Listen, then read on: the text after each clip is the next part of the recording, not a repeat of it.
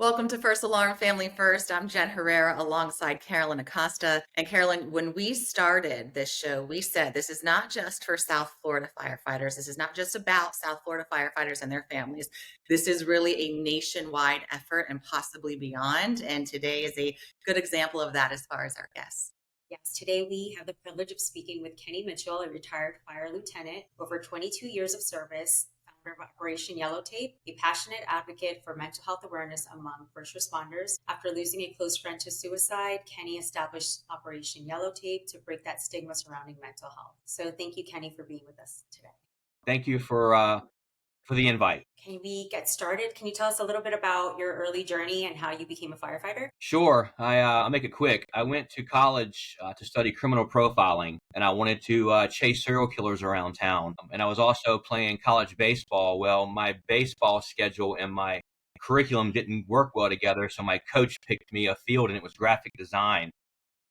I ended up becoming a graphic designer and spent about 6.5 years in corporate America in Norfolk and Virginia Beach. And on one beautiful Tuesday morning, nearly 3,000 people were murdered in September 11th.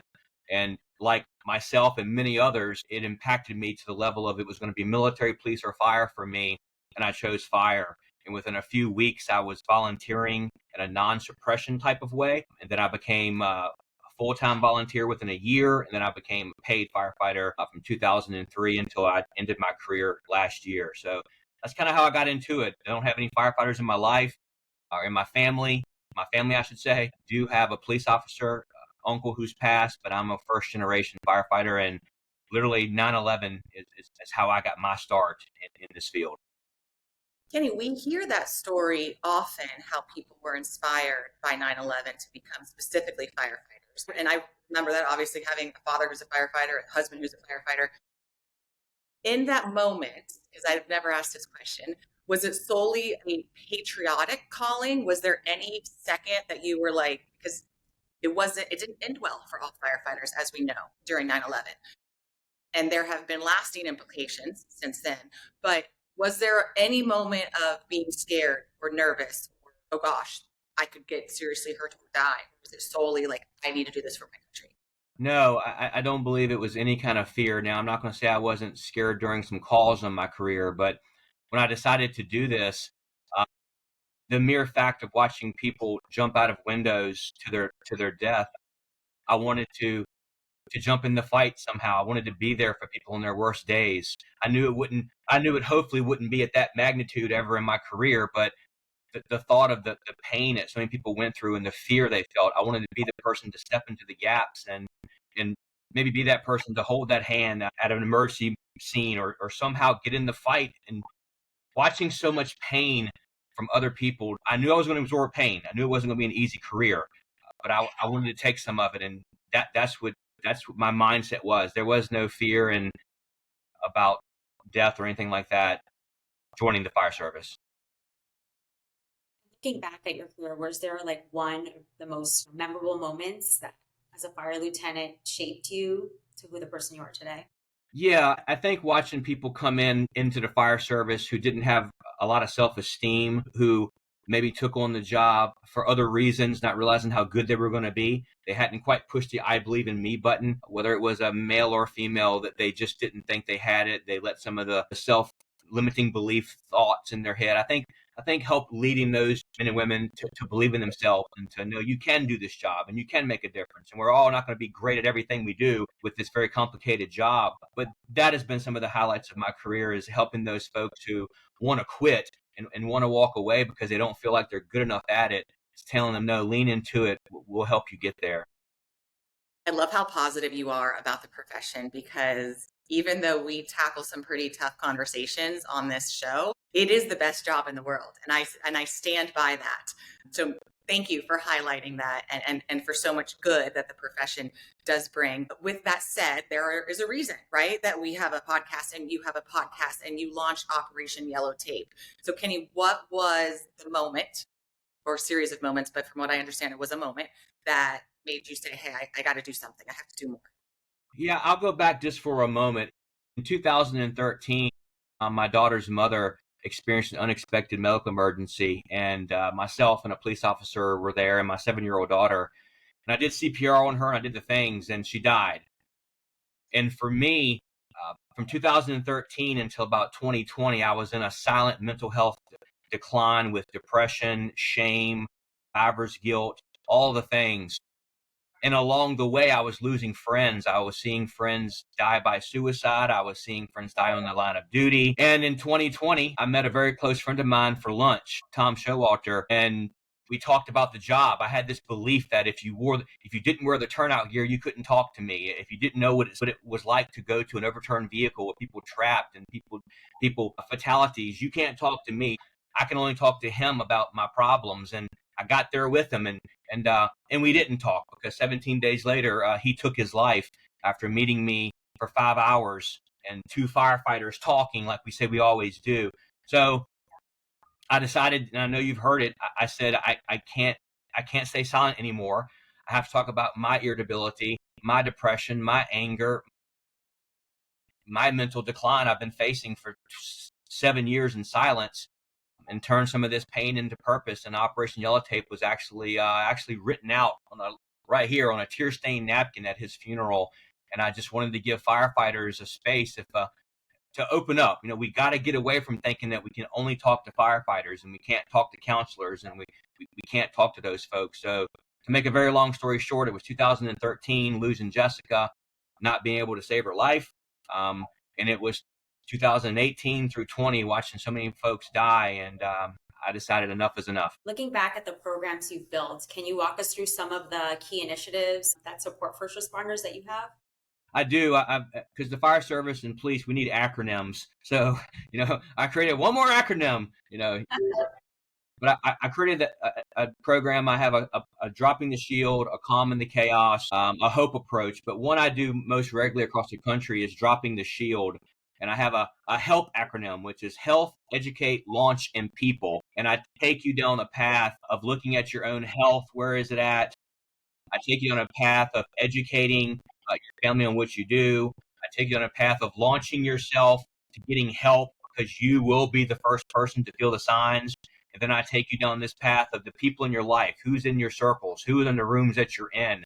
So I guess to answer your question, it's a presentation, keynote slash workshop where you're actually working through the paper, identifying some areas that are holding you back right now. What would you change mentally, emotionally, socially, spiritually, financially in your life? If you could, write them down, and let's address them, let's own them and work through them.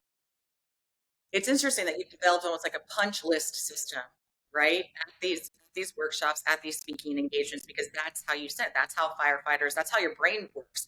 It's a punch list system. It's getting things done. Is that one of the reasons why you think some first responders struggle so much to kind of go outside or speak to people who don't You, get it? yes, you absolutely nailed it. For nearly 24 years, I worked in policies and procedures, and I was told and directed, you're going to go here, you're going to go there. As a lieutenant, I told you what to do, and if you didn't do it, you had issues. So when we get out in the private sector and become a civilian now, it's a little bit harder to navigate. So yeah, you're spot on. I created this one. It was what helped me. I finally come out of the shadows. But number two, it's a piece of paper in front of you saying, write down what is hurting you the most. Write down who, when, where, why. Write them down. Nobody has to look at it in this room today, but you have to look at it. You have to. So yeah, you absolutely nailed it. It's really hard for us to step outside the policy and procedure and do something we're not told to do or ordered to do. Have there been any unexpected challenges or lessons that you've learned running the organization? There has been. It's been people. I'm starting. I guess this could be a challenge. People are reaching out to me and they're sending me the letters that these folks are leaving behind, and they're wanting me to read them, and they're wanting me to diagnose it. And I don't. And I tell them I don't want to do that for you, because I don't want you to live with what you think you've missed something. Because I had such a mask on for 7 years. I don't care who I could have been married to Columbo. They never would have seen what I was hiding behind a smile. So that's been a challenge, is getting people to understand that I really don't want to read that letter. It's heartbreaking. It's crushing. And I want you to know probably didn't miss anything, and someone has to want the help. They have to come and want it. If they don't want help, sometimes you're not going to see it. So I think one of my challenges, a lot of folks are reaching out now asking, can you help me diagnose why he or she is gone? That's interesting. And maybe this is for another conversation. Elizabeth Pohl does with, we spoke with someone who does, what is it? It's called a forensic. Suicide. Autopsy. Yeah, exactly. And listen, we'll never know exactly, but she does look into it. And so maybe that's the route that people can go and we can get them that information. I want to talk about the mask, Kenny, that you said that you were wearing from the time that you ran. That's a call that everybody dreads, right? Any first responder dreads, running a call on someone who you know, let alone the mother of your child, a loved one. Did you realize in that gap from the time that you ran that call on Jessica to the time that your best friend or your friend took his own life, did you realize you were suffering in silence, or was it afterwards that you realized, oh shit, I've been depressed for a long time?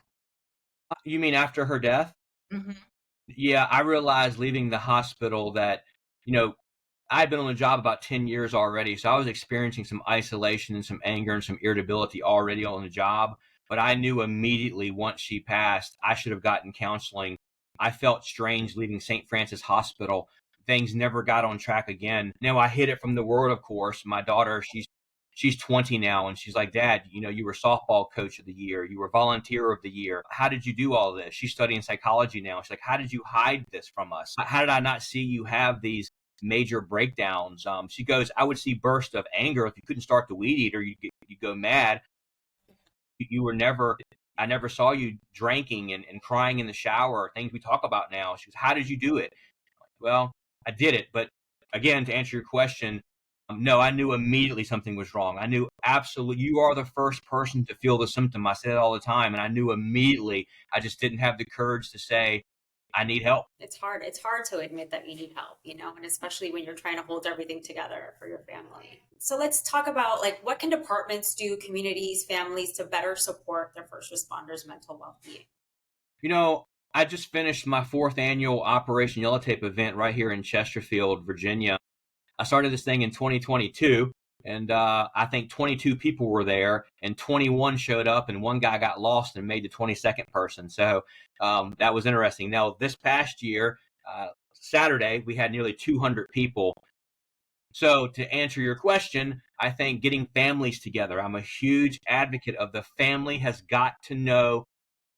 First off, you're marrying a first responder. They're going to change. You're going to change, and you've got to change together. So, my Operation Yellow Tape mission has always been getting people in rooms who don't do these jobs, getting people in rooms who do these jobs, getting mothers, fathers, uncles, aunts, cousins, nephews, grandparents, children, teenagers, getting people in these rooms to talk to each other about the job, not about the job, and talk about what's going to come from this job, holidays, missing birthdays, and you are going to change. The things that we see, seeing a person's insides on the outside is not normal. It affects us. We become isolating, and you need to jump on that immediately. If you notice your wife is not acting strange, it's just she's acting strange, come to her, have the hard conversations. Don't say it's sleep deprivation. Don't say it's low testosterone. Ask her, ask him, what's going on? And not are you okay, but what can I do right now? What one thing could I pluck away from you and help you? And you'd be surprised what they would say. What one thing could I take right now out of your life? They may say, I need more sleep. They may say, I need a better diet. They may say, our marriage needs to be better. But they will tell you, they're going to say, I'm okay. If you ask, are you okay? But if you say, what's the one thing I can pluck away? What can I take right now from your life that would make you smile more? What would it be?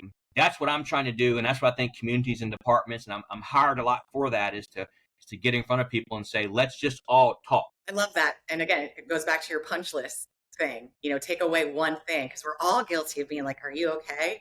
Talking about, the spouses, the partners, the family. I remember being, Jason and I had already been married. So, between my father and Jason, I'd been around first responders, literally my entire life. But we knew a couple, and the husband was going through the fire academy. And after the academy classes, the guys and girls, they would go out for drinks or for dinner or for whatever, because it's this camaraderie. Hmm. And the wife couldn't handle it. She was like, no, he's been gone all day. He can't do that. And I remember thinking, this is never going to work. And it didn't. He never ended up becoming a firefighter, because that's important, Kenny, supporting your husband, wife, child, whoever it is, as far as not just going on shift and seeing the worst of the worst and having some fun too, but also that outside connection. Yeah, I refer to something as inside and outside the yellow tape. We all have an inside the yellow tape, and that's what you're doing right now. Firefighters, construction workers, painters, nurses, doctors, lawyers, we all have an inside the yellow tape, but we also have an outside the yellow tape. And on an outside the yellow tape is where the divorce lies, and the child custody battles, and the relationship problems, and the financial problems, and your dog just passed away, and your tire is flat, and you're tired today, and the podcast isn't working correctly. Outside the yellow tape, when it starts to burn down around you, and you don't address it, especially as a first responder or the family of us, it bleeds into that yellow tape. And inside the yellow tape is sleep depression, poor diet, substance abuse problems, relationship problems, and that is a recipe for a perfect disaster once those bleed together. So yeah, getting involved with a first responder, you have to know what you're getting into, and you have to know that there's an inside and what I refer to as an outside the yellow tape. You have to have major communication. And that firefighter, police officer, corrections, nurse, doctor, mental health therapist, they have to also be able to turn it off and to be home and to not be on and make this your identity. I made this my identity for a lot of years. I was Lieutenant Kenny Mitchell and I was an instructor. So yeah, you said so many things already that I feel and I teach about. What's one myth that you think about first responders that you wish people knew more? There is a myth that if you don't wear this gear, if you don't carry a weapon, if you don't have a badge, if you don't have a stethoscope, if you don't wear the headset and ask where the emergency is, then I can't talk to you. There's a myth that I can't sit in front of a counselor because I'm too strong and I may hurt the counselor. The counselor doesn't understand. That's the myth. The truth is the counselor and the therapist and the folks, they don't understand what it's like to walk up on an overturned vehicle with three people dead and one trapped screaming, but they understand why your brain is doing what it's doing. Why did Kenny Mitchell develop post-traumatic stress? They understand and went to school for 8 years to tell you, here's some coping mechanisms to use. So no, they're not going to understand you. That is the myth. They're not going to understand you. And the myth is that we can't communicate with these folks who don't do these jobs. We've got to, and I'm not preaching, I lived it. I told many of people, if you haven't seen what I've seen, if you haven't done CPR on your daughter's mother, if you haven't watched your friends burn up in fires and die on the side of the interstates like Brad Clark 7 years ago this Saturday, then you can't talk to me. But that's a lie. That's a myth. You can. We all fluently speak the language of pain. We all fluently speak some sort of language of pain. And my goal and my success was when I finally got in front of people who were mental health specialists, they helped me understand why my brain was responding like it was responding, and why I shouldn't feel shame for having post-traumatic stress and irritability and guilt. And I deserve to love myself more. So that's one of the big myths. If you're listening out there, no one's going to truly understand it, the smells, the sights, the views, everything. But the myth is we can't talk about it to people who don't do it. This is going to be a tough question. Knowing what you know now, that 4 hour, I think you said, conversation that you had with your friend that day that you really weren't talking about anything, right? And we've all had those conversations. What did you miss, Kenny? What did I miss? I missed how much of the outside of the yellow tape was burning down around him. And it didn't come to me until at his funeral when I wrote on that tear-stained napkin, when I wrote down inside and outside the yellow tape. I didn't pinpoint his relationships were struggling. I didn't pinpoint that his family dynamics was struggling. I didn't pinpoint he had a back injury. I didn't pinpoint that his outside the yellow tape finances were all over the place.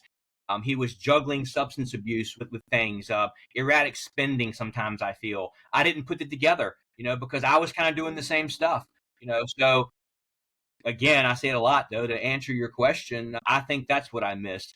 Would it have changed anything? I don't know. I think he had a plan. I think he knew what he was going to do. His hug was too tight that day. Something felt more heavier. To be honest, when we waved by, the bro hug wasn't quite a bro hug. It was more. So I think I missed how hard his outside the yellow tape was, and we focused more on the inside, the call volume. It's not always the call volume. Sometimes we do very well with what we see, but when that outside the yellow tape starts to burn, it is a recipe for a perfect disaster. So I feel I missed a lot of opportunities to say, what can I take away from your relationships that's hurting you? What can I take away from your problems with your friends? What's hurting you physically and on your body right now? Those are the things I missed. Thank you for being so honest with that answer because that's not an easy question to answer. It's not. No, no, I know. But I do believe that somebody will watch this and their conversation with their friend at lunch will go much more differently. It's a great question. I've never been asked it before. Yeah, it's true because I go to where, what did I miss, and all the things. And I think that's why I'm doing what I'm doing now, because I want to help somebody else. I couldn't help him, but if I can save another life, then that's all that matters. So I love what you're doing. Kenny, balancing advocacy and your personal life, how do you do that? I do it because I have a mission in my mind that I don't want people to feel like I felt in silence. I missed a lot of good times. I pulled my daughter away from a lot of pool parties because people were screaming too much. I couldn't go to the amusement parks because the screams were getting to me. I was afraid of the ocean and different things because of my water rescue experience. But I balance it by knowing that I'm healthier now and being in rooms with people who have been through hard things and are still here and are willing to step up and help others. That's how I balance it. I don't think there's ever a true balance. I just do my best with knowing that my mission is to try to have, whether I speak to 4 people or 400 and 400 people, one person can come forward and not take that spiral I did. I had, we talk about missing things. I don't think if I had taken my life, people would have been like you. What did I miss? I didn't give you a whole lot to go on. I was the average, tired, rundown, angry, irritable, media-induced a firefighter. So had I taken my life at the moment that I thought I was going to, I don't think people would have said, we saw one particular thing. But as far as balance goes, just my mission helps me stay balanced. My mission keeps me on track. I don't want people to go through what I went through with that thought process of there's nobody there, because like I say, there are too many of us to ever feel alone, and that is the truth, and that keeps me balanced. When you're at your events, the one that you just had, your 4th annual, congratulations on that, especially with the numbers. Who participates more, the family members or the first responders? I would say the family members. Yeah. I would have to say, at least for this year was different, man. This year was different. I would say the family members and the community that show up. I mean, I have like a 50-50 mix. There are some folks who don't. I met people who I met online, Instagram, and people in the community who saw me on Channel 6 News who just showed up. They've got no first responder in their family, but their neighbors won. But yeah, lots of the family, the husbands who their wife was a real estate agent for 5 years. Now she's a firefighter. The dad who was a firefighter, he's retired now. His son is a firefighter. The husbands, the wives, all the couples. But yeah, I really think it's the families and the friends who love us who speak up and say, hey, let me talk a little bit and share a little bit about what I'm feeling and questions that I have. So looking ahead, what's next? What's on the horizon for Operation Yellow Tape? Well, do you mean like in the next couple of days or like in the future? In the future. What's that? In the Oh yeah, well, yeah. Next couple of days, I'll be in Christiansburg, Virginia, speaking to a large crowd of first responders. But in the future, I want to build Operation Yellow Tape's conference. I'm loving the fact that organizations are having me out to speak to families, like this weekend, next weekend. Friday night, I'm only speaking to families. There's not a first responder in the room. Now, Saturday, we transition to both of them sitting together beside each other. So in the future, I want to continue to do what I'm doing. I want to travel the country, getting in front of recruits early, getting in front of their spouses early. Let them know what you're getting into, and you can do this job. I love being a firefighter. I loved it. For me, for the future, I want this to grow. I want Operation Yellow Tape to continue to move forward and to let people know there are too many of us to ever feel alone. And, there's a lot of us. The same crazy haircuts and the tattoos and the patches. You can spot us from 5 miles away. There are too many of us. You can walk into a room, everybody's in plain clothes. You know who's in emergency services. So yeah, the future for me, my plan is to keep on doing what I'm doing. When agencies reach out to me, I say yes. I find a way for them to get me there, and we make it happen.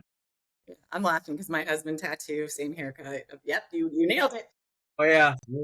You talked about the recruits. Carol and I are huge on that when it comes to how important it is. And we've had the conversations in my house that you spend several chapters learning how to tie knots, and there's like a paragraph about mental wellness and mental health.